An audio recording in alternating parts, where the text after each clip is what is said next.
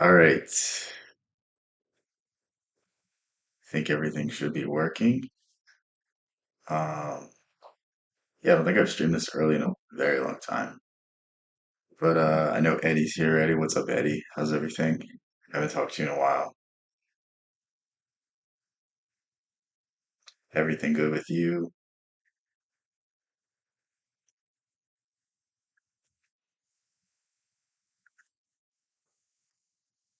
Mm. Today we're gonna go through hopefully at least one video. It's actually so frustrating that it takes me an entire hour to go through a 10-minute video, but today we're gonna try to do more. So yeah, I feel like that's better.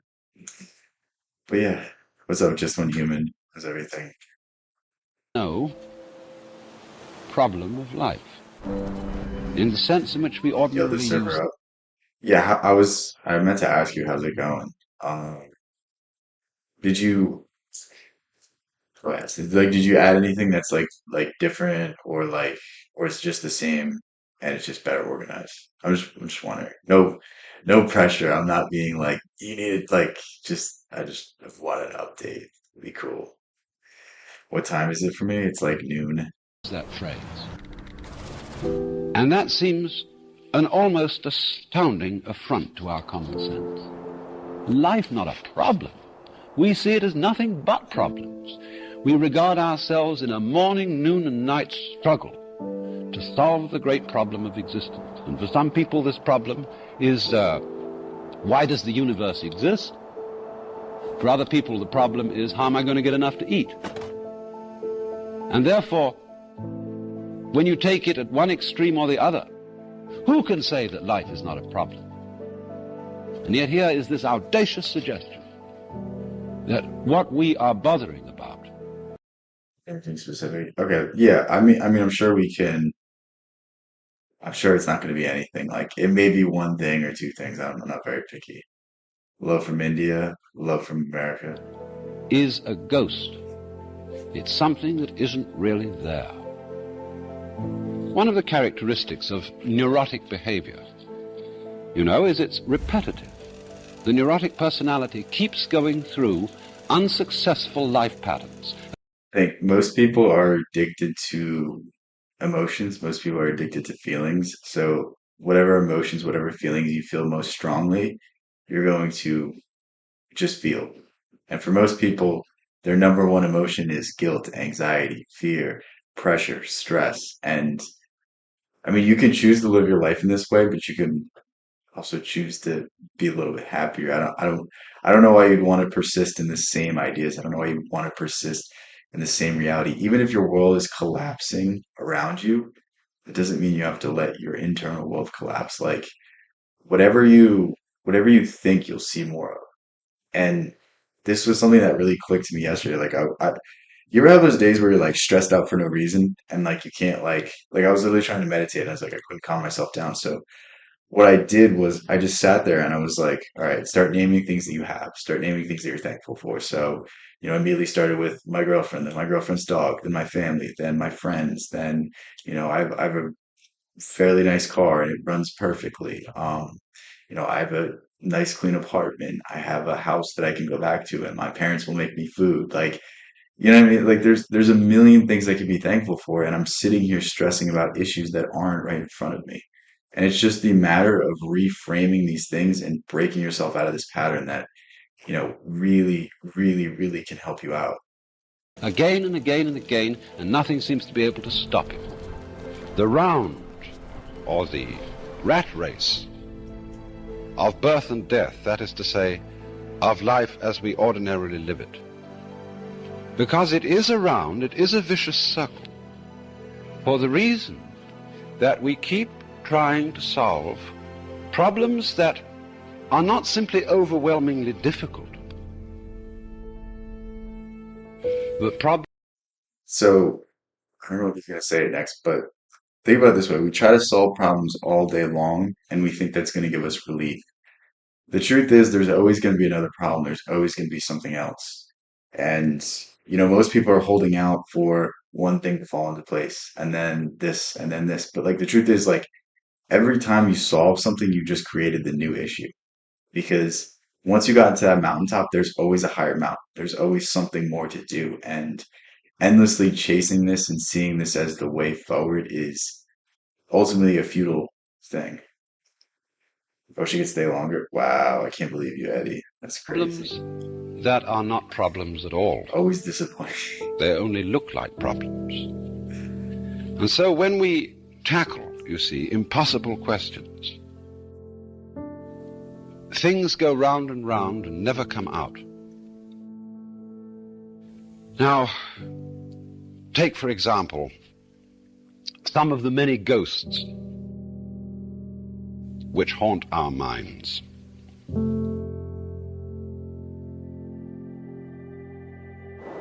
We say, for example, that we all have an instinct to survive. Howard called this the will to live, roughly translated. Um, Nietzsche didn't believe that's true, but And a lot of people thus treat the problem of life as, how am I to survive? And one might almost be a little cautious about relieving people of this problem, lest they should lose the impetus to go on doing their work. But that also, impetus to go on doing your work, is another ghost. We think we are driven, you see. We think that what we do has these mysterious things behind it. See, it's very important simply to keep your eye on what is being done and to describe that. And if you describe it, what he's talking about is presence. So, a good way to exercise presence is in a familiar environment, try to find things that you notice were out of place, but you never picked up on it. So, a good way to do this, like I think one of the most rewarding ways to do this is walk around your neighborhood that you grew up, or walk around a place that you know very, very well, and just really look for the first time. Drop everything else in your world, drop everything else around you, and really take in the scenery. Look at the people there, look at the architecture, look at the flow of what's going on. Look at, the surroundings, like what is happening. Hear the noises, hear the whistling through the leaves, or the grass moving, or the animal. Like try to find something that you didn't notice before. That is really the best form of meditation. And like people like to think that meditation is something hard to do. It's something that we all do at all times. It's just we don't hold that state. But imagine if you walk through the day and you don't think about any of your issues. You don't think about things you have to do a year down the line, a few months down the line. You're just focused on what you're doing right now. You're focused on the current task. You're on your lunch break. You're not worried about the project that you have a deadline. You're not worried about the meeting that you have with your boss. You're not worried about your year review or whatever. It's a very simple concept, but like it's the simple things that can go really, really long way. But because it's so simple, I think people don't emphasize it. People don't understand the impact that this can have on your life. Like most of your problems are not real.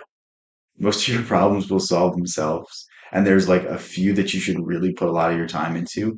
And I wouldn't say worry, but I would just say put absolute effort into it and it will fall into place. Even if you fail, at least it's a learning experience. And like taking it this way is so much easier than being bombarded with 1,000 things that we have to do each and every day. And if we don't get it done, then we're a failure, then we're a loser, then we're this, then we're that. Like, see what I mean? Like even me just talking like that, even just me saying things like that, like my heart rate fluttered a little. You know what I mean? So it's really finding a way to reframe things and really focus on what really matters. Like, is it worth it for me to get all stressed out about some big test I have to take in 3 months? Maybe if I'm studying for it and I'm like trying to remember things and I can't remember it, maybe I should be like, all right, I have 3 months to prepare. Like, let me start making a plan on how I'm going to actually be able to absorb this information. But me sitting up late at night thinking about it, is that doing anything? It's not. If anything, it's just making my life worse because now I'm going to wake up and I'm going to be exhausted. And that's really what Alan Watts is trying to get across. It's like it's the moment your mind is silent, you can be happy. But the moment your mind is active, You're going to think about what's next, what's this, what's that. The mind has been trained to be active at all times of the day, but it's not meant to be. Bro, I'm telling you, most of the problems solve themselves. Like 80, 90% of the problems solve themselves. Because most of the things that we worry about, we make them worse. Seneca said, this is my favorite Seneca quote, we suffer more in our own minds than reality. And what that means is, however long we think about things, it doesn't take us as long to actually fix them, to actually solve them. So if, instead of worrying about things, why don't we actually just take action? Why don't we actually just step up? You know what I mean? What's up, X before YZ? I didn't even see you said something. My bad. It clearly enough and well enough, you will probably find that the ghost of instinct disappeared. Thus, you see, when we talk about an instinct for survival, what is this saying? What is the evidence for the fact that there is an instinct for survival? There is no evidence except that, in fact, people survive until they don't. And this is rather odd, because what happens to the instinct for survival when people don't survive? So, in this way, we find that when we try to explain some kind of behavior, some kind of activity, by supposing that there is a... So the thing about Alan Watts is he asks questions you didn't even know were questions. You didn't even know were thoughts. And that's the greatest aspect about him is that you're going to continue to live the same life if you continue to ask yourself the same questions. But if you start asking yourself different questions and start thinking of things in a different manner, you're changing your thought. Everything is formed after. Everything is a byproduct of that. Like how you view your scenarios, how you interpret them, how you internalize them is going to have such an effect on everything else. And it's just reframing these things and breaking our reality tunnels and, you know, not believing our own bullshit. That's really, really going to help us in the long run. Are worrying and problems the same thing? I mean, I think so because what is a problem? A problem is something that you can't solve right now and something that weighs on you. Philosophically, I mean, we can make them the same thing. In my example, I was using them as the same thing. Um, but yeah, like think about like I have this cord in my car that doesn't work. And for like 2 years, I was like, why won't this thing just work? And I finally just replaced it with another cord and now it works. And it was like, it was literally the stupidest problem, but it just annoyed me so much. And yesterday I was just fed up and I just took the charger out of my backpack and put it in my car. And it works perfectly. And it hasn't given me issues since. So it's like a lot of the problems, like it's not even big things. A lot of times it's small things. To me, I don't know if this is anyone else, but I don't care about big issues. It's not a big deal to me that, this is wrong or this is wrong. Like, if it's something that, I have months to prepare for, I'm fine. But if it's something that springs up out of the blue and it's a minor inconvenience and it ruins my plans for the day, like, it bothers me. That's just me. I don't know if that's everyone else, but like, getting over that, getting over the ability to just relax and just face what comes to me and see that these minor inconveniences aren't a big deal. Like that was a big step for me. That was something that really helped me. And I'm not perfect by any means, but like just being able to deal with these things and understand that like whatever my mind is telling me is not always correct. And don't always listen to that voice because that voice wants you to do certain things. That voice wants you to become anxious, become fearful, give into the whims of the mind because all the mind can do is recognize patterns. The mind is a tool to recognize patterns and respond with what it knows. But there's a deeper intuition that can give us all the answers that we're looking for. If you look to Tesla, if you look to Edison, you look to Einstein, maybe Edison's not a good example for this, but Einstein and Tesla both said their greatest inventions, their greatest discoveries came purely through intuition. And when you start understanding things like this and you start understanding that like embracing this creative intuition is the purest and best way to go through life. a motivating force, a sort of incarnate spook behind the whole thing. What has really happened is that we haven't described what's going on sufficiently clearly. Now, this comes out in another way. When we try to describe anything at all and think that we are describing something that, as it were, exists all by itself. As I've often said, we are so bugged by the notion of stuff, you see, stuff acting, stuff doing things. But all that is, you see, is that the world strikes us as being material until we examine It's just a little too slow for me. it closely. In other words, a distant nebula in the heavens looks like a solid star until you turn a giant telescope on it and you make out the clear pattern of a spiral nebula. In other words, the concept of stuff is a sensation that we get when we haven't examined things sufficiently closely. It's all in perspective as well. If you go on a grand enough scale, what's bothering you seems so insignificant because you realize that there's wars going on, there's famines going on, there's horrific things happening in this world, and it's like on the grand scheme of things, when you take the bird's eye view, whatever's happening to you really isn't that bad.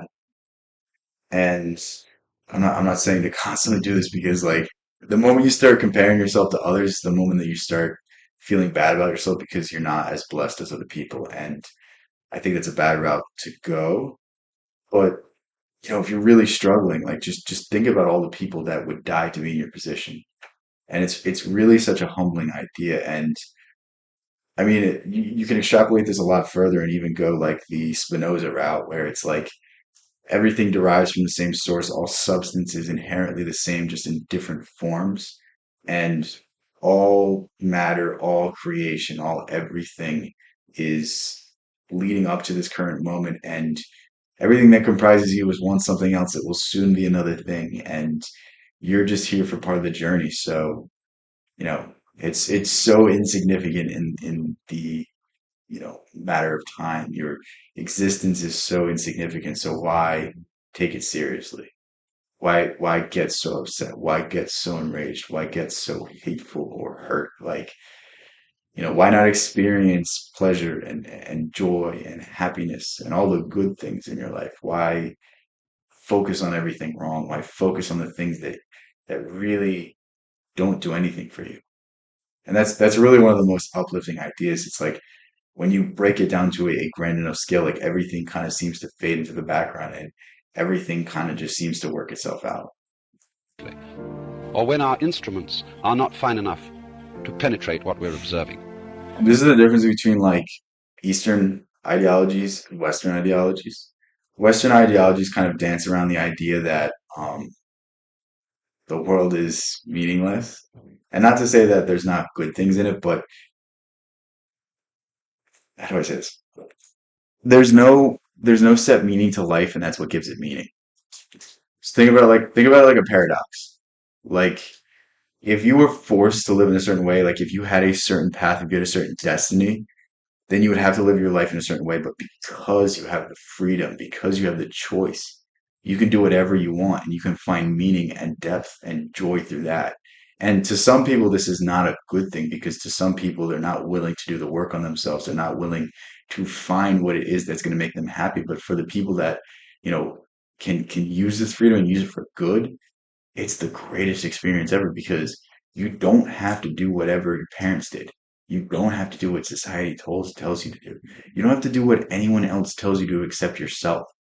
And that's really the most uplifting idea. And I think that's really what the greatest insights from Western philosophy are. If you look at the idea of the eternal recurrence, if you look at Emerson's self-reliance, if you look at Thoreau, if you look at I'm trying to think of another good example. I don't really respect that many Western philosophers. Plato said, "Know thyself." Um, a lot of those ideas just parrot the same thing I just said, and this has been known since what was Lao Tzu, third or fourth century, I want to say. Buddha was 600 BC, I think, something like that. But like these things have been known for thousands of years. And like when you realize the fact that like you don't have to do anything, that everything is meant for you to find meaning, to find joy, to find happiness, to struggle, to learn, to grow, it's just the most rewarding thing possible. But to some people, it's I need to set meaning because I can't find it myself. And I think that's really, really sad because you should be blessed with the ultimate freedom. You should be blessed with the ability to go out and do what you will, do whatever you want, do what will make you supremely happy. Like the thing that makes me most happy is reading books, writing, going out in nature, sitting in a bookstore, drinking coffee, just looking at like little things like that make me so, so happy. And, you know, if I just listen to other people, I'd be like, that's weird. Why would I ever do that?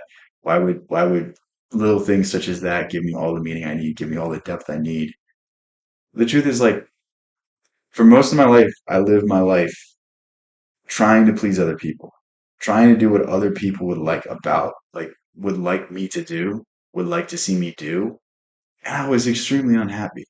And I knew there was more, and I knew that I would find it one day, but I thought I was going to find it through overworking myself, through doing the traditional path, through doing everything that everyone else did and expecting a different result. And it was just it never quite struck me the right way. And it's like, I'd rather be myself and have nothing than have everything and be someone else. And that's really the fundamental truth. But when it comes to what's wrong with like a lot of the world today, a lot of the world today tries to replace authenticity with consumerism.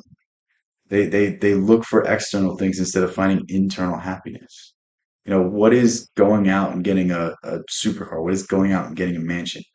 What is doing any of these things aside from trying to please other people?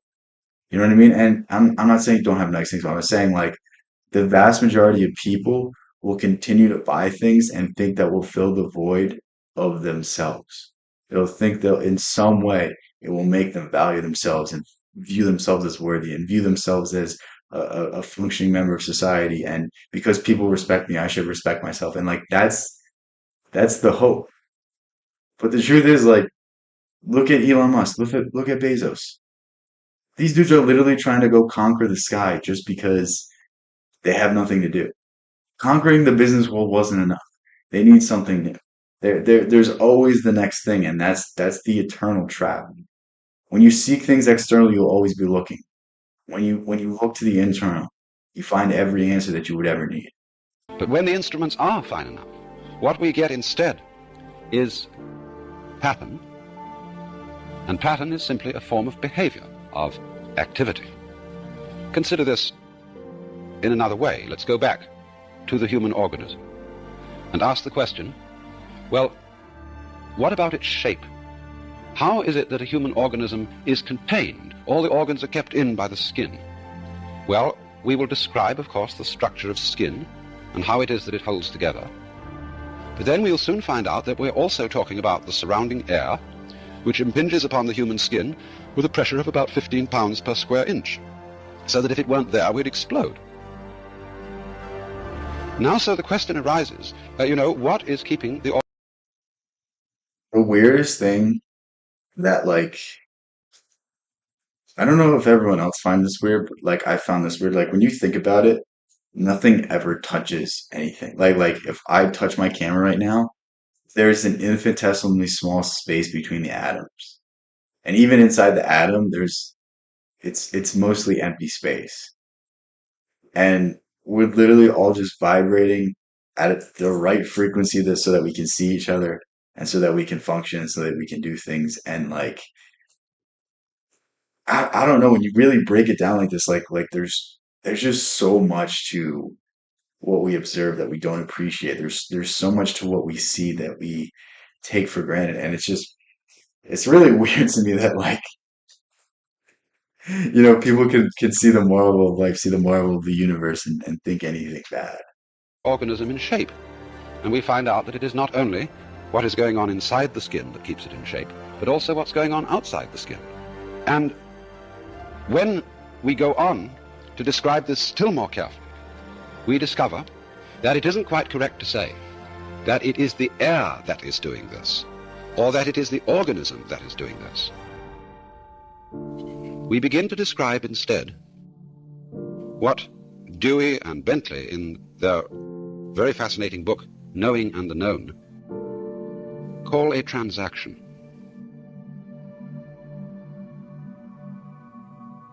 Now that is to say, a buyer can't buy unless somebody is also selling. I wonder where he's going to go with this. But, man, does Alan Watts have a way with words? You can't know anything unless there's something to know. And This is, um, where is it? In this book. So this is Plato's Five Dialogues. It's a very interesting part where Socrates talks about being considered the wisest man.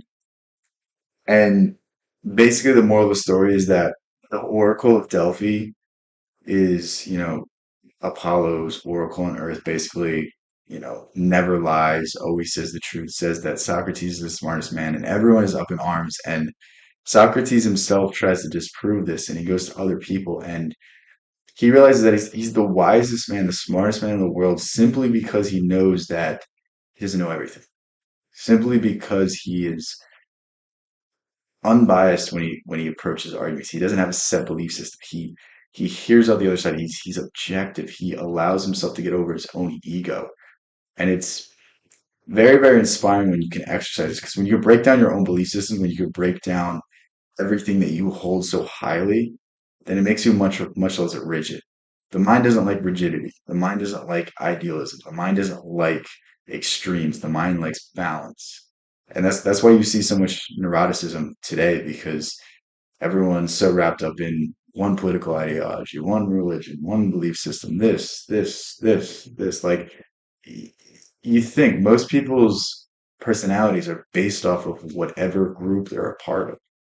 And it's very weird to me that you would ever define yourself in such a rigid and limiting way. Like, to begin to define me, I can't tell you anything about myself. I don't know myself. I'm just me. I can't give you words. I can't give you adjectives. I can't give you descriptions. I can't even give you what I'm interested in. It changes on a daily basis. Like, that's how you should be. You shouldn't be able to be defined in one sentence. You shouldn't be able to be defined in one word, because your existence is so much more expansive than that. And it should be. And I think a lot of people limit themselves, and it's very, very weird to me that people like will blanketly give descriptions of themselves. Like, think of how many people in this world base everything about themselves on their job role, base everything about themselves on their status in this world. And it's like, I don't get it. You can't take it when you leave. It means nothing.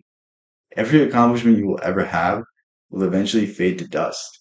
And the only thing that will ever remain is your experience, how you learned to love in this world, how you gave back to this world, the people that you helped, the impact that you had on others, the joy, the goodness that you spread. That's the only thing that means anything. I am I like saying weird things right now? Like it just doesn't make sense to me, like the entire focus on the material. What's up, Sahida? How's everything? this Hope I fact, said that right. you see, is constantly overlooked, that anything in the world, whether it's inanimate or animate, whatever it may be, is there by virtue of being in a transactional relationship, not with something else, but with everything else. A human being, of course, has ever so many relationships. They're very complicated. A person, say, we call a doctor, is not only related to his actual work of doctoring, but he may be also a father related to a family. He's a citizen related to a community in other ways than as the doctor, and so on and so forth. And so we begin to imagine him, as it were, apart from his relationships, as a sort of constant, going through all these different relationships, and therefore in some way different from them all. But this, you see, creates a ghost. It creates a being independent. He's talking about creating an ego. So I feel like I've said this so many times in the past few days. To me, all ego means is who society tells you are. So it's a combination of what people have told you throughout your life, what you've experienced, how you project yourself into the world, and it's really a false sense of self. And this is why you see people so wrapped up in ego and ambition eventually find out that it doesn't really matter. I mean, if you think you're going to do more than Alexander the Great or Julius Caesar, go out and prove me wrong. But those two are the greatest examples of why ego and ambition always are self-destruction. Because Caesar was a ready temporary dictator. What else could you want? Oh, I want to be permanent dictator. Okay. Oh, well, your best friend is going to assassinate you. Like it's just it's so dumb. And the same thing as Alexander the Great. Alexander the Great conquered the whole known world, and his troops wanted to turn back, but he said, "I wanted more," and then they killed him, or he got poisoned. Again, it happened so long ago we don't know, but ultimately, what led to his downfall is him wanting more. Had he gone back, he could have ruled. He could have been a great king. But his desire for conquest, his desire to conquer, his desire to be remembered, his desire to live on forever in history led to his death. Now, do you think knowing this, they would still do the same thing? I mean, if they're idiots, they would, but I doubt they would have sacrificed their entire existence just for the sake of glory. These weren't even heroic deaths. These weren't even things that you could look up to and be inspired. Like there's plenty of heroic deaths. Like read the Song of Roland. Amazing heroic death. Awesome story. These weren't. It was just pure hubris. It was just pure ambition that led to their downfall. It took great individuals and made them weak. It took great individuals and turned their biggest asset into their biggest weakness. Of all the different relationships in which he finds himself. When, as strictly speaking, he is inseparable from those relationships. And we can't eliminate them. We can only describe him fully as the entire whole complex. So, in other words, every organism could be called the behavior of the field or environment in which it is found. Now, this doesn't mean that the organism is something pushed around by the environment and is completely passive and inert, and that everything that it does is simply a response to external stimulus. Because, in a way, the organism is part of its environment. After all, it is an object, a process in I don't know what he's making here. nature, in the cosmos, just as much as everything in its environment. There is really no way of separating the two. Instead of speaking, as it were, in this terminology of doers and done-tos, He's describing the Tao attackers and right now. victims, we simply, The Tao. I don't know if you could hear it. He's describing the Tao, and I don't think he's doing a good job. Normally, his description is much better. simplify I things don't like this considerably, example. just by confining ourselves to a description of what is happening. And as we do this, we get a peculiarly clarified picture of the world, without all sorts of Okay, so what he's trying to say right now, I don't know if this can be any more clear. It's more clear to me, but I never know if my examples or my analogies are good. They make sense to me, but again, I my brain works in a weird way. So what he's describing right now is the idea of the infinite, the idea of something so vast, something that's working on such a grand scale that we can't comprehend it, but there's some order to it. And that's what is called the Tao, the Tao. And in Tao Te Ching, Lao Tzu says something along the lines of any Tao that could be described is not the real infinite Tao. And what he's saying here is like every description we can come up with of this force, of this essence. It's the same thing as God. It's the same. Think of it in the same way if you're Christian or any sort of ideology. It's so vast and so expansive and so beyond our comprehensions and things that we can observe that any analogy, any example is not going to do it justice. But it works on the scale and it controls everything and everything is going according to plan. And basically, you can think of it as time, you can think of it as entropy, you can think of it as God or some active thing. Like there's different ways to think about it, but this is what he's talking about. Ghosts. And it is in this way that we also begin to be able to have some preliminary intuition or sensation of the meaning of the fact that life is not a problem. In other words, not a contest between ourselves and our environment. This conception of life turns out to be basically phony.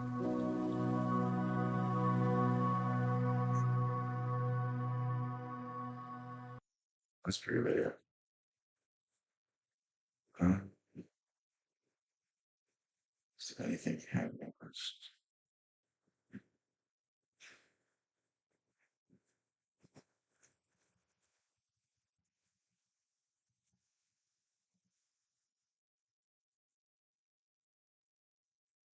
I think we started watching this, but I didn't really like it. Says writings. And on Let's see tiptoes, if this is do good. not stand firmly. Those who rush ahead don't get very far. Those who try to outshine others dim their own light. Taoists have long observed that humans often don't get very far. Those who try to outshine others dim their own light. Okay. Those who stand on tiptoes do not stand firmly. Those who rush far ahead do not get very far. Those who try to outshine others dim their own light. I feel like I was talking about this earlier with external, like trying to go outside of yourself, trying to compensate, trying to in some way reach, in some way go beyond yourself. It's never worth it. It's never worth it to do anything that takes you away from yourself. Again, these quotes can be interpreted in a billion different ways, and that's what makes the Tao Te Ching so interesting. I think it's pronounced the Tao, but again, I've read it the Tao so many times that it's going to be hard for me to say it right. Taoists have long observed that humans often act in counterproductive ways. We frequently force things only to discover that our efforts backfire. We try to improve the world, but then we observe that altering the natural way causes many new problems. Often, the more we strive for something, the more we seem to drift away from it. We may wish to Think of a relationship. The more you try to control the person, the more likely they are to do something that you don't like. Whereas the more freedom, the more space, the more love and acceptance you give them, the more likely they are to treat you better. And it's very weird that we think that you can ever get anything in this world through force.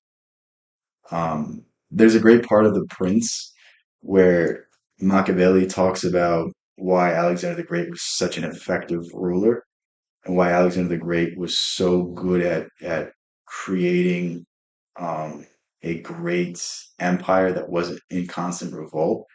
And it was because after he would conquer the people, he accepted their customs. He would pretend to be influenced by their ideals. He would pretend to be moved by their gods. He would accept them into the own, I think it was Macedonia was Greek, right? Their own Greek religion. Um, it's really, really interesting when you think about it because it was enough to conquer, but like, are you going to keep a police state? Are you going to keep the troops there, or are you going to let the people govern themselves? And that's really what he did. He basically conquered them and con- let the people govern themselves and pay taxes. And very, very interesting because you think about it, the countries that have the most surveillance and the countries that have some of the strictest rules, like there's the greatest chance for rebellion. The people who are fed up more. Whereas the place with more lax laws is much, much better. I think Lao Tzu has a statement. It's something along the lines of there's a billion different translations of the Tao Te Ching as well. So um, if you quote something and it's not exactly correct, you can always just say, "Oh, it's just a different translation." But it's something along the lines of the more laws you create, the more prisoners you create.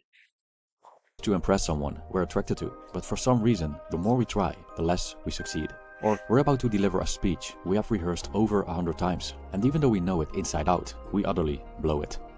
In such cases, our knowledge and abilities aren't the problem. We know sufficient, we have practiced enough to perform. The problem arrives when we get in our own way. It's the mind that tries too hard to control the situation, to analyze and intellectualize that salts our game. A curious Taoist sage, Lao Tzu, was aware of the human quirk of getting so lost in their intellectual prisons that they forget the natural way. And so they force and strive, swimming against the stream, sometimes ending up further This is what you see most people try to embrace. So what what you're hearing right now, you're going to reject because your entire life you've been told you must grind, you must do this, you must do that. Taoism is not saying be lazy. Taoism is saying love every moment of what you do. So like right now, technically I'm working. Technically, I'm trying to build something. I'm trying to build a channel. I'm trying to in some way build a brand and do like this could be considered work. I'm just not making any money off it right now, but like this could be considered work. So it's not work to me.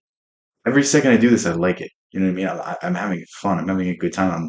I'm expressing ideas that I normally can't express in this manner because whatever it is, when I turn on the camera, it becomes performative. And I say things in a much clearer manner. I say things in a much more philosophical manner.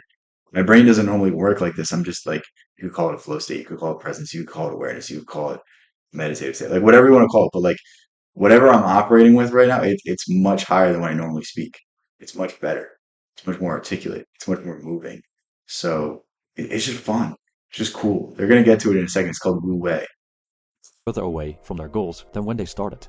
So what if we stopped trying so hard and found a different, more effortless way of getting things done? This video explores Lao Tzu and the art of not trying. Lao Tzu is the most well-known Taoist sage, although there's no proof that he ever lived. If he did, it should have been somewhere around the Some people say he's an amalgamation of different Taoist philosophers, whatever it is. Some people say he was an original man. But the interesting thing about Taoism is that there's no monasteries, there's no churches, there's no really anything because it's a purely personal journey. It's finding your way in this world. It's finding your way with nature. You see very good analogies with Emerson. Emerson's entire ideology of nature and self-reliance and things of that like are very, very similar to Taoism. If you look at Emerson's influences, it's he was influenced heavily by the Bhagavad Gita, and some people believe that the ideals of Hinduism became Buddhism, and I'm assuming that Taoism is also influenced by Buddhism as well. They all come out of the same sort of geographical region, so I'm guessing there's some carryover with some. But again, these histories aren't really well known because they're not really well documented. The problem with a Taoist philosopher is they don't feel the need to tell you how smart they are. They don't feel the need to tell you that they've figured out the world, that they're enlightened, that they're this, that they're that. They just live their lives. They live with accordance to nature, and they pass on to the other world and live a life of pure presence, of pure joy, of pure happiness. 5th and 6th century BC, which makes him a contemporary of Confucius. Taoists Nevertheless, the just legendary bully Chinese philosopher Confucius. wrote a masterpiece called Tao Te Ching, which many It's so funny, like they just make fun of Confucius because Confucius is just like he's seen as like a deep thinker, but when you really break it down, it's just like it's if you want to operate in the world of politics, in the world of this, in the world of that, then by all means read Confucius, read his logic. But when you read Tao Te Ching and you start to understand the deep poetry, the deep philosophy, everything kind of seems to just fade to the background. I truly think that the Tao Te Ching is one of the deepest books that you could ever read. I mean, I don't know if it rivals, what is it, Ulysses or Finnegan's Wake in just how many ways it can be interpreted, but think people are still coming out with new translations, with new interpretations of the Tao Te Ching today. So consider the primary Taoist scripture. The Tao Te Ching is a mysterious piece of art. Not only is there no consensus on when exactly it was written, but the existence of its author remains disputed. Nevertheless, it's only one about thing is 40 sure, pages the too, if you want to profanity pick of it this up. work has left its mark on Really, humanity really good. to this day. It's also worth noting that the Tao Te Ching ranks among the most translated works in world literature. Lao Tzu seemed to have written this text as a manual for a ruler. For a significant part, it's about governing people and being a good leader, mainly by letting people govern themselves. It is Some people think it's about that. It's not necessarily that. Um, the poetry, the philosophy. It could be in terms of ruling your own life. It could be in terms of a family. It could be anything. And that's the greatness of this book, that it's not confined to any one thing. Discusses themes like trust and oppression, moderation and excess, and humility and pride, qualities that make or break you as a ruler, but also as a human. Lao Tzu speaks of the value of trusting instead of trying to control everyone and everything, taking the lower position instead of trying to dominate, and being flexible instead of rigid. In short, poetic phrases, he makes his message clear. He wrote, for example, "Those who are stiff and rigid are the disciples of death. Those who are soft and yielding are the disciples of life. The rigid and stiff will be broken. The soft and yielding will overcome." See, I mean, this is like when you read these lines, it puts the idea so simply, it puts it so convincingly, and I mean, it's truly a masterpiece. End quote. Yet at the heart of his teachings lies a pivotal concept, the mysterious, all-encompassing force called Tao. The essence of Taoist philosophy is living in harmony with the Tao, also called the Way. So what is the Tao? Lao Tzu clarifies that we cannot know the Tao, at least not intellectually. Our understanding of it only goes as far as the limitations of our perception. The true nature of the Tao remains a mystery. Moreover, according to Lao Tzu, I think I was talking about this a few minutes ago, that what the Tao is, just think about it, is divine order. Um, think about it in the phrase of, like, people say that everything happens for a reason. I think this is one of the coolest and the easiest ways to think about it. If everything happens for a reason, then things are working at such a grand scale that you can't see why. That's how you should think about it. Like things are working as planned, things are going according to plan, but it's on such an extrapolated scale that you have no idea why it's happening. And like think about it in terms of balance. So like if you lose a job, someone else that needs it more gets it. Like think about it like that. Like it's just, I don't know if karma is the right word, because karma is not really associated with it. It's more so the Tao controls everything. But yeah, we're getting into the weeds of things. the Tao we speak of isn't the real Tao. Hence, the famous opening of his work goes like this. The Tao that can be described is not the eternal Tao. The name that can be spoken is not the eternal name. Yeah. What he's saying is that it's beyond our comprehension. It's so far past anything that we can explain or even think about. And that's this goes into this. Um, I was on stream. I was listening to a Rumi poem yesterday, and it says something very similar, but it's like, think about love. Think about when you love someone, can your words ever suffice? Or is it just an attempt to create the same feeling? And the truth is, you'll never be able to express with words how well or how much or in what manner you love someone. Even Shakespeare failed because, people would read Shakespeare and never go out on a date, never marry someone, never have relationships with someone, because the feeling that is created when you love someone else it's so deep, it's so complex that it's beyond any description. It's beyond, even comprehension. It drives people to kill, it drives people to ruin their lives, it drives people to do really stupid things every single day. And that's the same thing. It's the same thing with the Tao. End quote. So, if the true Tao always eludes us, what can we actually know about it? The Taoist philosophers emphasize over and over again that the true Tao is an overarching force beyond our comprehension, which the senses cannot perceive. The Tao drives everything and governs the universe. It's behind all we perceive, doing its work, never rushing, always getting things done. It's a force of immense depth. We can't control it. We can only move with it or against it. Living in harmony with the Tao is the ultimate goal of a Taoist sage. But how does he pull this off? The Tao doesn't necessarily mean go live in the woods. It's just presence. So I think the best way to think about this is name something that you can do all day that is difficult, that requires a lot of focus, that requires a lot of energy, but it revitalizes you. It gives you energy. So for me, there's a few things. There's this. There's filming videos. There's training jujitsu, there's reading, there's studying things I'm really interested. Like those aren't things that we think of as rewarding or fun or easy. But when I do it, time passes like that. I'm not thinking about anything else. I'm not worried about the rest of the world. When you can operate in that realm, that's living with the Tao. That's going with the Tao. When you when you get to this state where your mind is empty and you're just acting, that's the Tao. That's the Tao. Lao Tzu doesn't provide a practical guide on living in agreement with the Tao.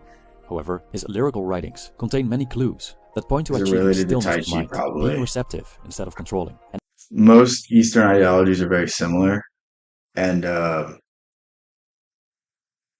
mean it's probably similar to yoga, right? Yoga is just the how do I say this?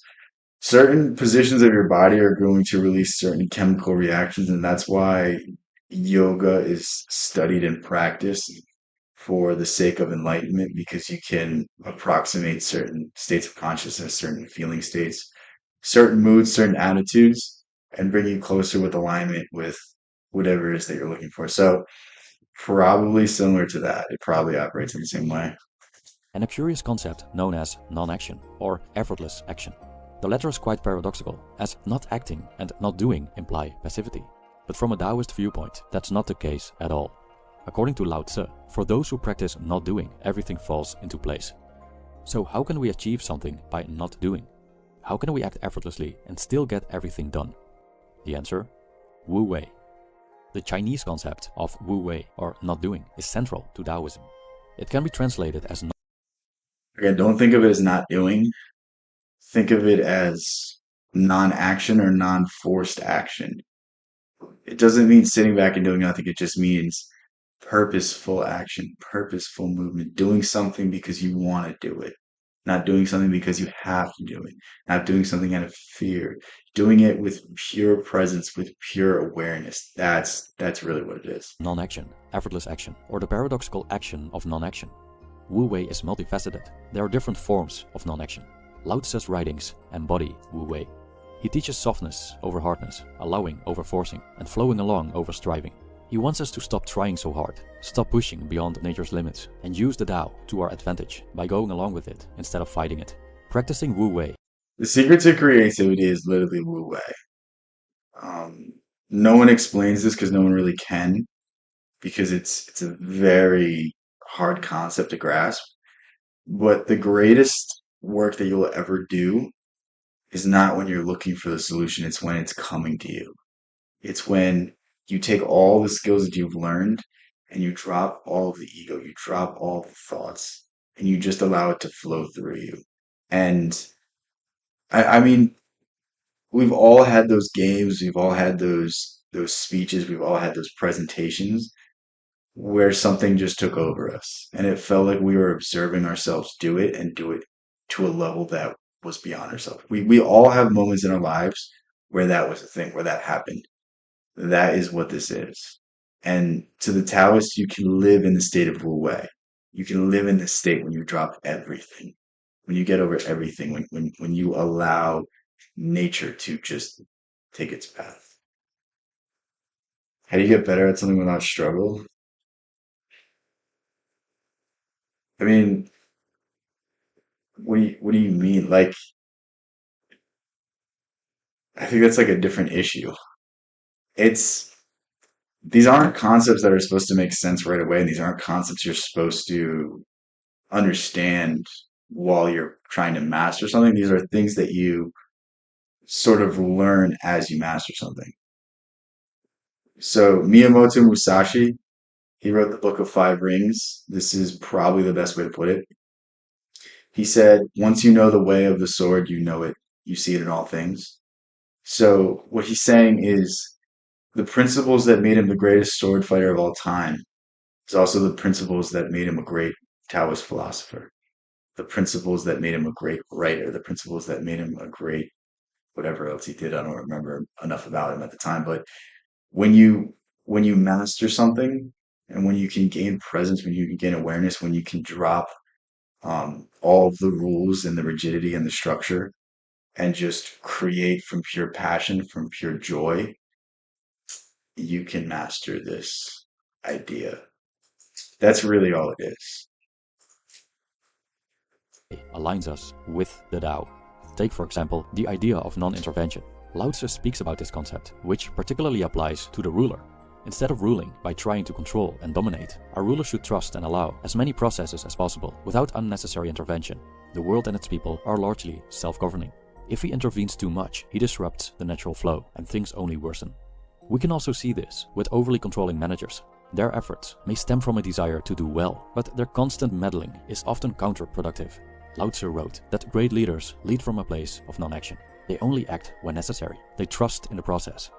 Think of the best managers you've ever had. Were they people that micromanaged you? Were they people, or were they just people that kept you aware of the deadlines, told you, um, oh, this is how you do this when you ask them questions? It was always the people that let me work, that let me do my own thing, and then corrected me after the fact, and then showed me a more efficient way that I feel like I really got the best work underneath. So, They let nature do its work. Many problems simply solve themselves. Many things fall into place without intervening. Imagine how much time and energy such an attitude saves. Lao Tzu wrote, "Do you want to rule the world and control it? I don't think it can ever be done. The world is a sacred vessel, and it cannot be controlled. You will only make it worse if you try. It may slip through your fingers and disappear." End quote. Non-action also you want to rule the world and control it. I don't think it can be done. Again, the more strict rules you inflict on a civilization, the less likely they are to like you, the less likely they are to listen to you. How could you ever solve everyone's issues to a sufficient degree and do it without extreme levels of force? And this is where I feel like I really um, had the hardest time coming to grips with these ideas because think about the entire Western world. It's conquest, it's war, it's this, it's that. It's we need to show force, we need to be strong, we need to do like this was an idea that I really didn't like accepting. But the more you accept it, the more it sticks. The more you think about it, it just makes complete sense. Muddy water is best cleared by leaving it alone. That's a great analogy balance. if you try. It may slip through your fingers and disappear. End quote. Non-action also shines through when Lao Tzu talks about the futility of fixed knowledge and rigid moral codes. We often try to be good based on predetermined ideas of goodness, or achieve success as societal standards dictate. But what are goodness and success? What's right for you is not right for me. What works for me won't work for you. It's the individual approach that really makes Taoism such a great philosophy. Really?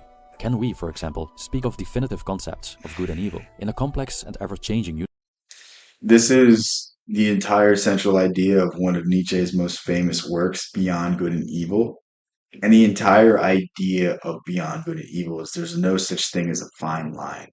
It's always a gray area. What we applaud as heroes, the other side of the war thinks they're war criminals. A great example is William T. Sherman. Like, without without Sherman's March to the Sea, the North probably doesn't win, but there's still a lot of people that are upset about the methods that were used to do it. And it's really just a matter of opinion and a matter of perspective and the individual nature of these ideas that dictate if this was good or bad in the eyes of the beholder. And I think this is a really important concept because there's so much political strife today. There's so much disagreement. People are pointing the finger and saying, you're this, you're that. You're like, I just think if we were more sympathetic to these ideas, then we would understand why people disagree. Then we would understand why there's these fundamental disagreements. And, until we understand why there's disagreements, we can't solve them. Universe. Trying to impose good on the world often makes things worse. Alan Watts, a fervent scholar of Taoism, once pointed out that the goody-goodies of society are the biggest troublemakers. Think about the billionaires right now that are trying to protect the world. Think about there's a really famous I don't know how famous it is actually. There was a news headline recently where they were destroying parts of the Amazon rainforest so that people could get to a climate change conference. Is that not the dumbest fucking thing you've ever heard? It's like these idiots are saving the world. They're flying in private jets, which causes more emissions than an entire household's carbon emissions within a year. And you're gonna tell me that I need to do like it's just so moronic, it's so idiotic. Like I don't get it, but oh, we gotta trust really rich people. They didn't have to do awful things to get there. Their must save the world attitude often disrupts the natural course, simply because they seek to enforce artificial ideas on what's good and evil, which may not align with the nuanced realities of life. Another form of Wu Wei is the idea of effortless action, also called being in the zone, referring to a free-flowing spontaneity during which one This is what merges people call with the flow act. state. Dr. Wu Lin Chong, philosopher and sinologist, explains her interpretation in a Dutch book about Taoist philosophy, emphasizing the element of emptiness or openness.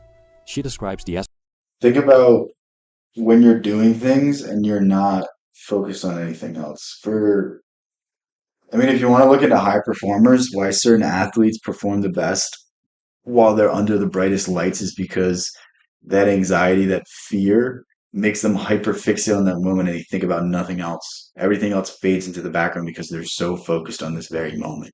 And when you can do that with everything else you do, you're golden. You're gonna run over everything. I know that's not the point of Taoism or Taoism, but that's that's the real application of Taoism. It's understanding that when you drop everything, you have the attention, the ability to put all of your effort into things that really matter to you. That's the real takeaway from this. It's you don't have to become a Taoist scholar. You don't have to understand anything else except for what I just said.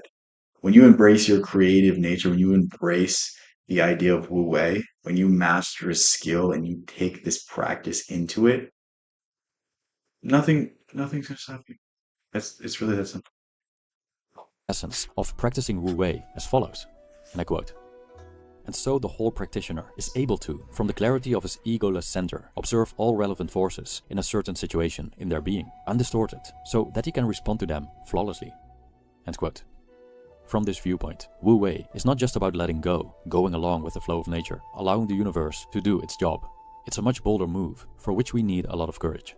We must be brave enough to escape our intellectual prisons of assumptions, concepts, and categories, and engage with the world as it presents itself. The sage must become what Lao Tzu called an uncarved block, which is a simpler, undistorted state of being. As uncarved blocks, we can engage in what Dr. Wei Lin Chong describes as this. So I think one of the biggest obstacles, I don't know if he's going to talk about it, is the development of the mind, the reliance on the mind. Using, one of our strongest tools at all times of the day. Your mind is a great tool when you're driving, when you're doing something, when you have something in front of you. But it's also a really destructive force when you have nothing to do. Most people, when they have nothing to do, will start freaking out and look for something to do. Whether that's go on TikTok, whether that's play video games, whether you're at work and you need to pretend like you're busy, so you start checking emails, you start stressing yourself out, you start asking for like the mind is a great thing, but a bad thing at the same time, and the over reliance on the mind is the biggest issue. And you should try to calm down your mind as much as possible throughout the day. The more you can calm down your mind, the more energy, the more time, the more presence you're going to have to do the things that you really need to do and the things that you really want to do. And that's really the whole emphasis of this. Like your entire life, you've been told that you need to do this, you need to do that, you need to always be studying, you need to always be doing something, you need to be doing something productive. It's like, that's not really, it's not really how it's supposed to be. You know, we think about our more primitive selves, we would chase animals for 3 weeks at a time. Do you think we weren't shutting our brains down? Do you think we were actively, chasing these things, or we were just focused on one thing? Our minds were completely empty. We were focused on, oh, my hut, I still got a loan on this. Like it's weird to me how we try to live in a way that we weren't designed to live and expect ourselves to be happy. Ultimate receptive and responsive way of action from a crystal clear openness in yourself, one with the breathing of the cosmos. So how does this work in practice? The importance of escaping our intellectual prisons is especially true for effortless action. In the flow state, we tend to experience intense and focused concentration on the present moment, loss of reflective self-consciousness, a merging of action and awareness, and even an altered sense of time. It's like the dancer becomes the dance, the poet the poem, and the singer the song. In a There's here's it. I have it somewhere right here. So this is a book by Aldous Huxley. I'm starting to lose my voice. I'm gonna end it after this point. But basically, in this book, there's birds that fly around this island, and they yell attention because the only time that time can pass is when you're not paying attention. Think of when you're very focused on something. It may seem like you get a lot of work done, but you look at the clock and it's been 10 minutes. Like you can actively slow time with your ability to focus, with your ability to fixate on certain moments. So, keep these things in mind. I think this is a pretty interesting stream, but I feel like we covered a lot of stuff. I don't know. I don't know if half of what I said made sense, but if you were here, thank you for being here. I love you guys so much. Thank you guys. Peace out. Catch you in the next one.